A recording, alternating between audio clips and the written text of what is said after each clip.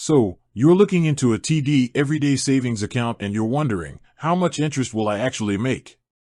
It's a great question, and the answer is important for anyone trying to grow their money. Let's break down the details of the TD everyday savings account. This account is designed for people who are just starting to save or want easy access to their funds without monthly fees. It's not a high-interest savings account, and that's the first thing you need to know. The current interest rate for the TD Everyday Savings Account is 0.01%. You might be thinking that number sounds incredibly small, and you're right. It is a very low-yield account. To put it in perspective, this is an annual percentage yield, or APY.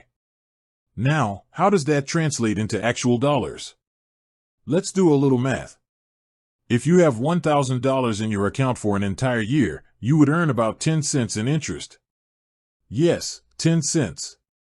If you have $5,000, you'd make about 50 cents. It's not a lot, but the good news is that interest is calculated daily and paid monthly. This means that as long as your money is in the account, it's technically earning a tiny bit of interest every single day. The main benefit of the TD Everyday Savings Account isn't the interest rate. It's the convenience. You get unlimited free transfers to your other TD accounts, and there are no monthly fees.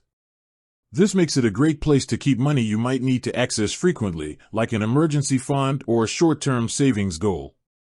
But if your main goal is to seriously grow your money through interest, this probably isn't the best option for you. You should look at other products like a high-interest savings account or a GIC. TD and other banks offer accounts with much higher interest rates, often with tiered systems where you earn more interest as your balance grows. So, the interest on a TD Everyday Savings Account is a very modest 0.01% APY. It's a good account for its convenience and lack of fees, but not for its earning potential. It's a place to store your money, not to grow it significantly. Make sure you're choosing a savings account that aligns with your financial goals.